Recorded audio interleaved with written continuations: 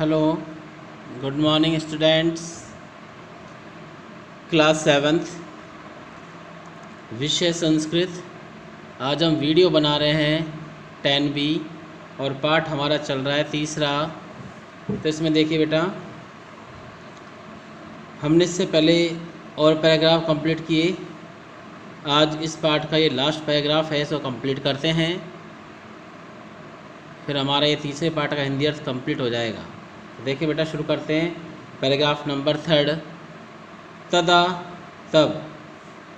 यानी कि बेटा आपको थोड़ा सा एक मैं रिमाइंड करा देता हूँ कि श्रीकंठ और कृष्णमूर्ति जो दोनों मित्र थे आपस में, तो कृष्णमूर्ति तो एक निर्धन गरीब परिवार का पुत्र था और श्रीकंठ एक धनवान पुत्र यानी एक धनवान सेठ का पुत्र था। श्रीकंठ के घर में सभी प्रकार की सुख सुविधाएं थी। उसके बाद सा बहुत बड़ा घर, बहुत सारे कमरे, नौकर चाकर, सभी सुविधाएं थी। लेकिन कृष्णमूर्ति एक गरीब परिवार से था।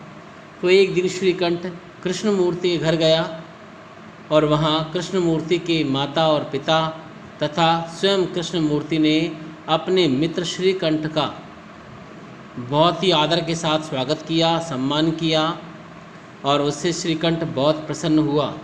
लेकिन उसने कहा कि मुझे एक चीज़ का दुख है। उसने कहा, क्या? मुझे यह दुख है कि तुम्हारे घर में कोई भी नौकर नहीं है, सारा कार्य तुम्हें खुद करना पड़ा।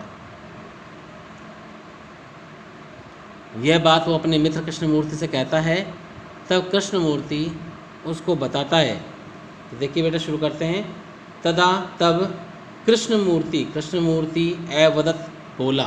तब कृष्णमूर्ति बोला, मित्र, हे मित्र, ममपि मेरे भी 8 कर्म कराह नौकर या सेवक कह सकते हैं, संति है।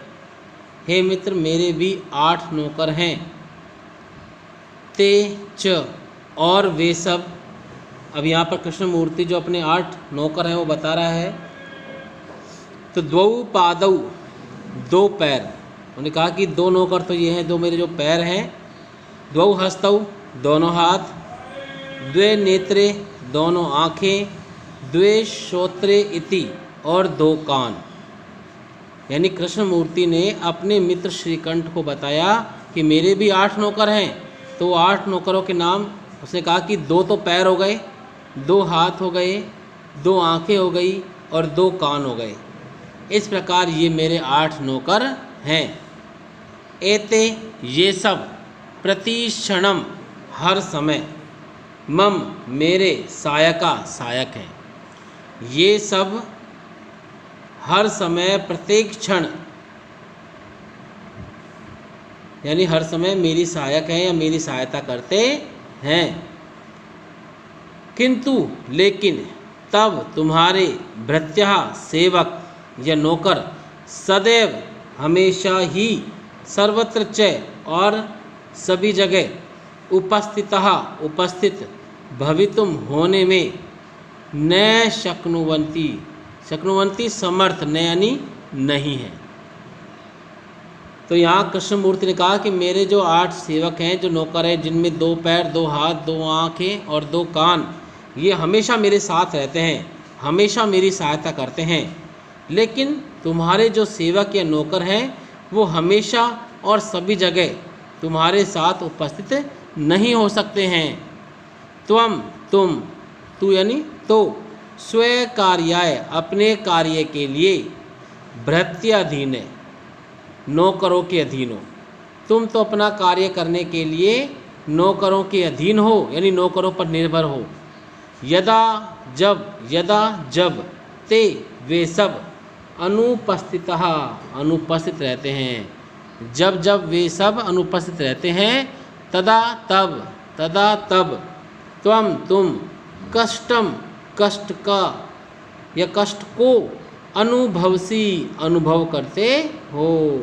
यानी कि जब वे सब अनुपस्थित रहते हैं या काम पर नहीं आते हैं, तब तुम कष्ट को अनुभव करते हो। स्वावलंबने तु सर्वदा सुखम एव, न कदापि कष्टम भवति। स्वावलंबने, यानी स्वयं पर निर्भर रहना, तो यानी तो सर्वदा हमेशा ही सुखम एवं सुखदायी होता है, सुखपूर्वक होता है। कृष्णमूर्ति ने कहा कि स्वयं पर निर्भर या स्वयं पर आश्रित, ये स्वयं कार्य करने में हमेशा सुख ही प्राप्त होता है। कदापि कभी भी कष्ट नहीं भवती होता है, और कभी भी कष्ट या दुख नहीं होता है। तो समझ आया बेटा आपको यहाँ तक जो मैंने बताया अभी। इसके बाद में श्रीकंठ है, श्रीकंठ एवदत बोला, मित्र हे मित्र, तब तुम्हारे वचनानी वचनों को श्रुत्वा सुनकर, तुम्हारे वचनों को सुनकर, मम मेरे मनसी मन में महती बहुत अधिक प्रसन्नता खुशी जाता उत्पन्न हुई है। श्रीकंठ बोला कि हे मित्र, तुम्हारे वचनों को सुनकर मेरे मन में बहुत अधिक खुशी उत्पन्न हुई है।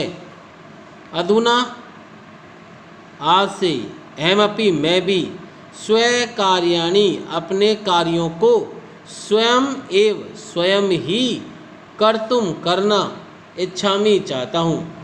उसने कहा आज से ही या अब से ही मैं भी अपने कार्यों को स्वयं ही करना चाहता हूँ। भवतु ठीक है, सार्ध द्वादश वादनम इदम यानी इस समय, सार्ध साढ़े, द्वादश 12, वादनम बज चुके हैं या बज गए हैं। ठीक है, इस समय 12:30 बज गए हैं। सांप्रतम अब या इस समय, गृहम घर, चलामी चलता हूँ, यानी कि अब घर को चलता हूँ। तो यानी इस प्रकार एक मित्र ने, यानी एक गरीब मित्र ने जो कि स्वावलंबी था, उसने अपने धनवान मित्र, जिसको कि अपने नौकरों का, धन का, अपनी संपत्ति का घमंड था, उसको स्वावलंबन होने का पाठ पढ़ाया, उसको समझाया कि स्वयं अपना काम करने में कितना आनंद आता है और कभी भी वो व्यक्ति आलसी नहीं बनता और हमेशा अपना कार्य समय पर कर सकता है। ऐसा उसको अपने मित्र को शिक्षा दी और अपने मित्र को भी स्वावलंबी बना दिया।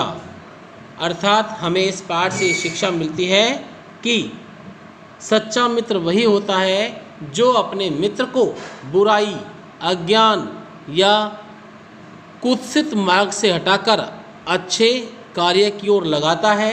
वास्तव में वही सच्चा मित्र कहलाता है, जैसा कार्य यहाँ कृष्णमूर्ति ने किया था। ठीक है बेटा, तो आपको यहाँ पर जो ये शब्दार्थ दिए गए हैं, ये शब्दार्थ आपको CW की कॉपी में लिखना है, याद भी करना है। इसके बाद इसका जो हिंदी अनुवाद है ये आपको HW की कॉपी में करना है। ठीक है बेटा, और मैंने बता दिया पैराग्राफ लिखते कैसे हैं। तदा लिखना है, लास्ट डॉटेड करके फिर लास्ट में चलामी लिखना है, फिर आपको ये हिंदी अर्थ इसी प्रकार दोनों पैराग्राफ में करना है, ताकि आप इसको पढ़ोगे तो इसको देख के आसानी से याद कर सकते हो। तो लिखना है और साथ में याद भी करना है। और ये इसके ये कुछ क्वेश्चन हैं, इनको भी पढ़ लेते हैं। एक पदेन उत्तरात, एक पद में उत्तर दीजिए। ममापि मेरे भी 8 कर्म करा नौकर संति हैं, इति ऐसा कै कौन एवदत बोला। मेरे भी 8 नौकर हैं, ऐसा कौन बोला बेटा? कृष्णमूर्ति। तो आंसर क्या आएगा? कृष्णमूर्ति। दूसरा, स्व कार्याय अपने कार्य के लिए भृत्याधीन नौकरों पर निर्भर कै कौन आश्रित था।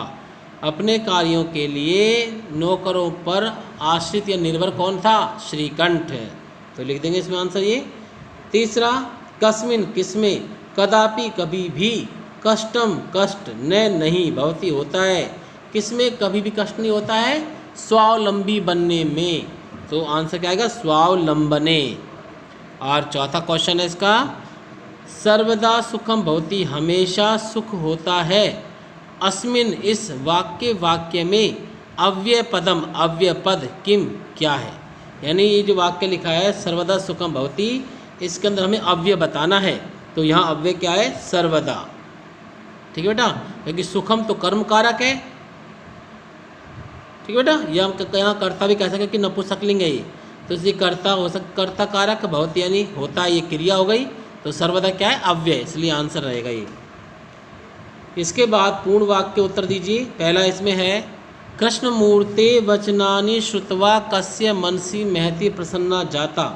कृष्णमूर्ति के वचनों को सुनकर किसके मन में बौद्धिक प्रसन्नता उत्पन्न हुई? श्रीकंठ के। तो कस्य हटाकर श्रीकंठ से जोड़ देंगे, बाकी कंप्लीट आएगा, सेम लिखना देखकर। और इसी में दूसरा जो है श्रीकंठ कतिवादने स्वगृह में गच्छत। श्रीकंठ कितने बजे अपने घर को गया? 12:30 बजे। तो कति को हटा देंगे और सार्ध द्वादश लिखेंगे और वादने अपना पैड कर लेंगे। ठीक है बेटा। तो इस प्रकार ये यहाँ पर श्रीकंठ सार्ध द्वादश वादने स्वगृह में गच्छत, ये आंसर हो गया। और ये आपको क्या करना है बेटा? सिर्फ लर्न करना है। तो आपको समझ आ गया होगा कि आज का कार्य किस प्रकार करना है। आपको लिखना भी है, ठीक है बेटा, और उनको देखना भी है, पढ़ना भी है, और साथ साथ में याद भी करना है। तो आज की वीडियो में बस इतना ही बेटा। Okay students, bye.